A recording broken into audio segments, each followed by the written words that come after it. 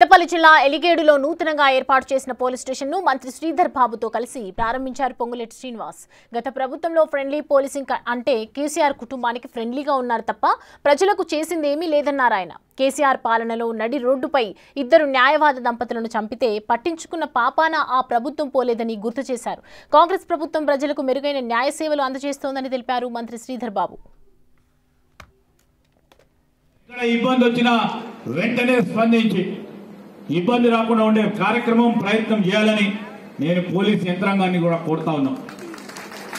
ఈ సందర్భంలో నేను మనవి చేస్తా ఉన్నా. ఇప్పుడే పెద్దలు శ్రీనివాస్ రెడ్డి గారు చెప్పారు, ప్రజాప్రభుత్వం ఈరోజు మీ నాయకుడు విజయరమణారావు గారికి సంబంధించి ఇదే నియోజకవర్గం ఎప్పుడూ లేని విధంగా అభివృద్ధి కార్యక్రమాలు జరుగుతూ ఉన్నాయి. మొన్న ఈ మధ్యలో వచ్చినప్పుడు కూడా చెప్పినాం, ఈ ప్రాంతానికి సంబంధించిన పేదవారికి ఇల్లు లేకుండా మన తెలంగాణ రాష్ట్రం వచ్చిన తర్వాత పేదవాడికి ఇల్లు కావాలంటే మీరందరూ ప్రతినిత్యం ఎంపీడీఓ ఆఫీసుల చుట్టూ తిరుగు, లేకుంటే అక్కడున్న ప్రజాప్రతినిధుల ఇళ్ళ చుట్టూ తిరుగుకుంటూ మాకు ఇల్లు కావాలంటే ఇల్లు లేని మరి తెలంగాణ ఆ రోజు నడిపించారు.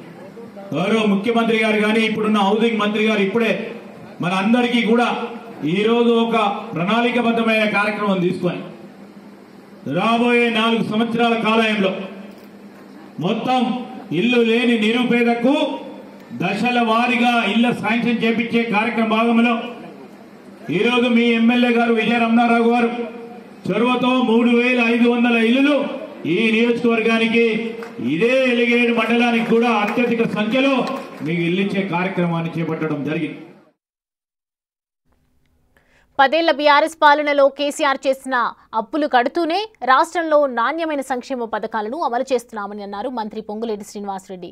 పోరాడి సాధించుకున్న తెలంగాణ రాష్ట్రంలో ప్రజల ఏ ఒక్క హామీని నెరవేర్చకుండా ప్రజలను మోసం చేశారని ధ్వజమెత్తారు. కాంగ్రెస్ ప్రభుత్వం అంటేనే పేదల ప్రభుత్వమని, పేదల సంక్షేమానికి కట్టుబడి ఉన్న ఏకైక ప్రభుత్వం కాంగ్రెస్ అని అన్నారు మంత్రి పొంగులేటి. మన ప్రభుత్వం కేబినెట్ మంత్రులమంతా ప్రజల సంక్షేమం కోసం, పేదోడి సంక్షేమం కోసం ఎలా పనిచేస్తుందో మీరు ప్రత్యక్షంగా చూస్తున్నారు.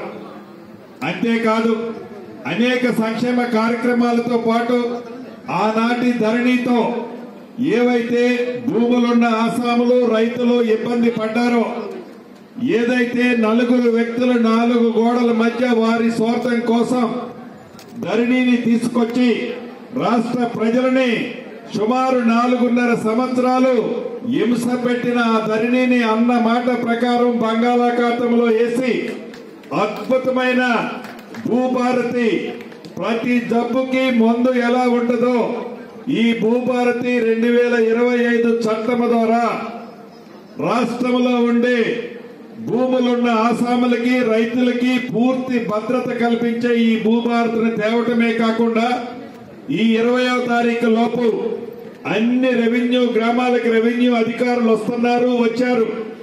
మీ సమస్యలు మీ గ్రామంలోనే వచ్చి తీసుకొని మీ దగ్గరే పరిష్కరిస్తారు. ఏ ఒక్క వ్యక్తి కూడా ఆలి మెడలో ఉండే తాలిని అమ్ముకొని కోర్టుల చుట్టూ తిరగకుండా ఉండే విధంగా ఈ భూభారతి చట్టంతో ప్రతి సమస్యని పరిష్కరించే విధంగా ఈ చట్టం తెచ్చుకున్నాం మీ అందరి కష్ట ఫలితంగా.